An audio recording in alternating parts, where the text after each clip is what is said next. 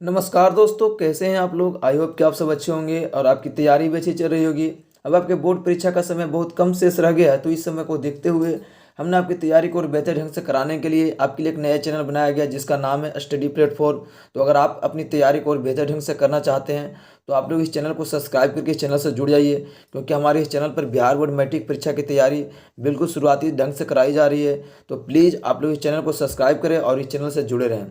तो चलिए दोस्तों, आज के इस वीडियो में हम लोग पढ़ने वाले हैं साइंस यानी विज्ञान के कुछ महत्वपूर्ण प्रश्नों को, जो आपकी एग्जाम की दृष्टि से काफ़ी इंपॉर्टेंट होने वाली है, क्योंकि ये प्रश्न पहले भी एग्जाम में पूछे जा चुके हैं। इन सारे प्रश्नों को क्वेश्चन बैंक से लिया गया है। तो प्लीज़ आप लोग इस वीडियो को बिना स्किप किए वीडियो को लास्ट तक देखना और इन सारे प्रश्नों को आप लोग याद कर लीजिए। चलिए, हमारा इस वीडियो का सबसे पहला प्रश्न है कि समतल दर्पण द्वारा बना प्रतिबिंब होता है। तो समतल दर्पण द्वारा बना प्रतिबिंब कैसा होता है? तो इसका सही जवाब है ऑप्शन ए, काल्पनिक होता है। समतल दर्पण द्वारा बना प्रतिबिंब काल्पनिक होता है। ऑप्शन ए इसका बिल्कुल सही जवाब है। चलिए, हमारा अगला प्रश्न है कि मानव नेत्र में किस प्रकार का लेंस पाया जाता है। तो मानव नेत्र में किस प्रकार का लेंस पाया जाता है? इसका सही जवाब हो जाएगा ऑप्शन ए, उत्तल लेंस। क्या हो जाएगा? उत्तल लेंस। चलिए, हमारा अगला प्रश्न है कि निकट दृष्टि दोष को दूर करने के लिए किस लेंस का व्यवहार किया जाता है। हमें बताना है कि निकट दृष्टि दोष को दूर करने के लिए किस लेंस का व्यवहार किया जाता है। इसका सही जवाब है ऑप्शन बी, अवतल लेंस का। क्या हो जाएगा? अवतल लेंस का। चलिए, हम अगले क्वेश्चन की तरफ बढ़ते हैं। पूछा है कि विभवांतर मापने वाले यंत्र को क्या कहते हैं। तो विभवांतर मापने वाले यंत्र को क्या कहा जाता है? तो इसका सही जवाब है ऑप्शन बी, वोल्ट मीटर। क्या हो जाएगा? Volt meter. हमारा अगला प्रश्न है कि आमीटर को विद्युत परिपथ में कैसे जोड़ा जाता है। तो आमीटर को विद्युत परिपथ में कैसे जोड़ा जाता है? इसका सही जवाब है ऑप्शन ए, श्रेणी क्रम में। क्या हो जाएगा? श्रेणी क्रम में। चलिए, हमारा अगला प्रश्न है कि विद्युत धारा का एसआई मात्रक क्या होता है। हम बताना कि विद्युत धारा का एसआई मात्रक क्या होता है। इसका सही जवाब है ऑप्शन डी, एम्पियर होता है। क्या होता है? एम्पियर। चलिए, हमारा अगला प्रश्न है कि किस लेंस के द्वारा सिर्फ काल्पनिक प्रतिबिंब बनता है। तो किस लेंस के द्वारा सिर्फ काल्पनिक प्रतिबिंब बनता है?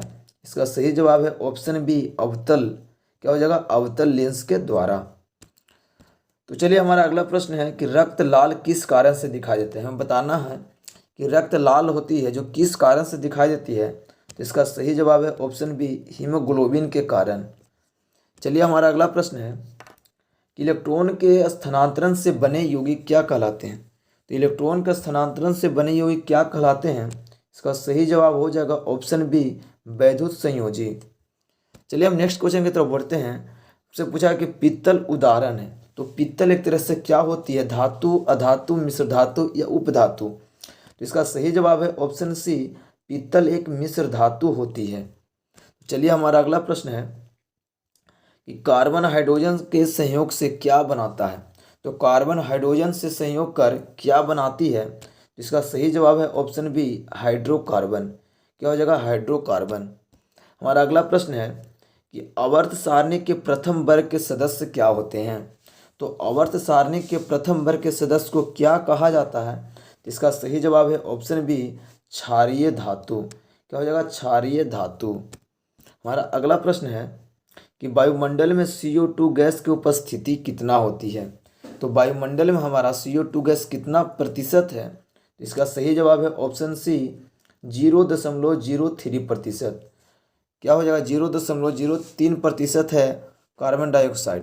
चलिए, हमारा अगला प्रश्न है कि NaOH क्या है। तो NaOH क्या है? अम्ल है, क्षार है, लवण है या इनमें से कोई नहीं।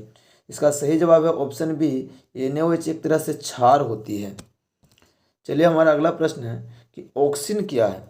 बताना है कि ऑक्सिन क्या, एक हार्मोन है, वसा या एंजाइम या कार्बोहाइड्रेट है। तो इसका सही जवाब है ऑप्शन ए, ऑक्सिन एक प्रकार का हार्मोन होती है। चलिए, हमारा अगला प्रश्न है कि मानव मादा के जनन तंत्र का भाग नहीं है। बताना है कि मानव मादा के कौन है जो जनन तंत्र का भाग नहीं है।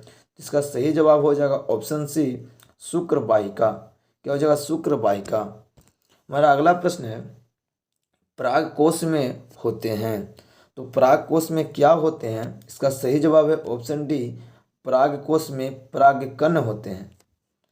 चलिए, हमारा अगला प्रश्न है कि स्वपोषी पोषण के लिए क्या आवश्यक है। स्वपोषी पोषण के लिए क्या आवश्यक है?